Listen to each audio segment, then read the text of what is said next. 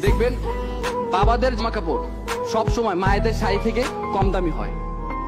বাবাদের ওয়ার্ডরোব ভর্তি জামা কাপড় থাকে না।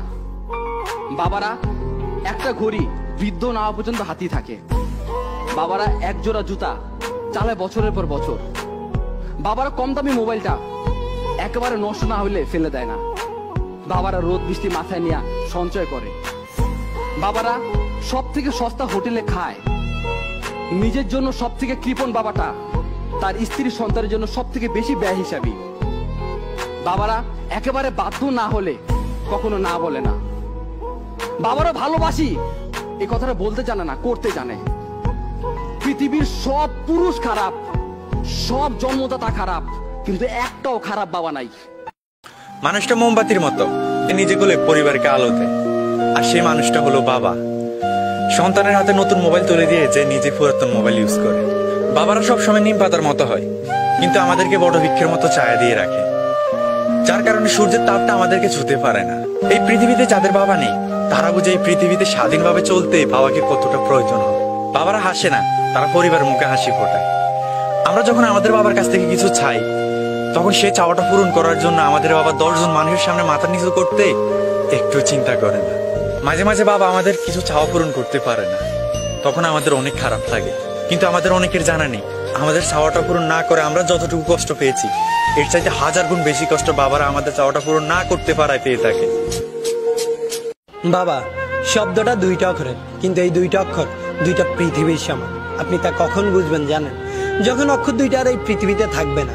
প্রত্যেকটা বাবাই চায় তার সন্তান সুখে থাকুক।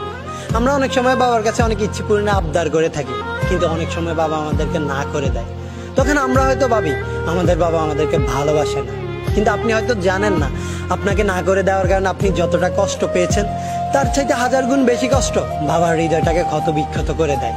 আমাদের মা হয়তো তার ভালোবাসাটা প্রকাশ করতে পারে, মুখে বলতে পারে ভালোবাসি, কিন্তু বাবা তার ভালোবাসাটা প্রকাশ করতে পারে না, শুধু নীরবে ভালোবাসতে জানে। জীবনের এই চলার পথে আমরা আমাদের বাবাকে অনেক বেশি ভালোবেসে ফেলি। আমরা তা কখন বুঝতে পারি জানেন? বাবা মারা যাওয়ার পর। আমরা হয়তো আমাদের মাকে অনেকবারই বলেছি ভালোবাসি মা, কিন্তু বাবাকে হয়তো এখন একবারও বলে হওয়া ওঠেনি ভালোবাসি বাবা। আশেপাশে খোঁজ নিয়ে দেখেন যাদের বাবা মারা গেছে, তারা এখন 1000টা ইচ্ছে করলেও বলতে পারে না ভালোবাসি বাবা। তাই মৃত্যুর পর নয়, মৃত্যুর আগেই বাবাকে ভালোবাসার কথাটি জানিয়ে দিন। বাবার সামনে গিয়ে দাঁড়ান আর বলুন হয়নি বলা একটি কথা, ভালোবাসি বাবা। মাননীয় মডারেটর, গতিতে আমি যখন একটি ভালো পোশাকের জন্য কান্নাকাটি করছিলাম, তখন বাবা আমার হাতে কাগজ কলম ধরিয়ে দিলেন, আমার দিকে ছুড়ে দিলেন একটি গাণিতিক প্রশ্ন। একজন দিনমজুরের দৈনিক আয় 300 টাকা হলে মাসে তিনি কত টাকা আয় করেন? মাননীয় মডারেটর, মুখে মুখে বাবাকে জবাব দিলাম 9000 টাকা। বাবা আমার কাঁধে হাত রাখলেন, চুলের মাঝে হালতো বিলি কেটে বললেন, মা রে, তোর এই বাবা হাই স্কুলে শিক্ষক হিসেবে মাসে 8000 টাকা বেতন পায়। আমি কোনো প্রশ্ন করতে পারিনি বাবাকে। লজ্জায় বাবার মাথাটা নিচু হয়েছিল।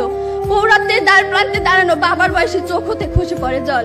জানি না মাননীয় মডারেটর, আমার বাবার বয়সে চোখ থেকে খসে পড়া জল শিক্ষার মানকে কতটা টেনে তোলার যোগ্যতা রাখে।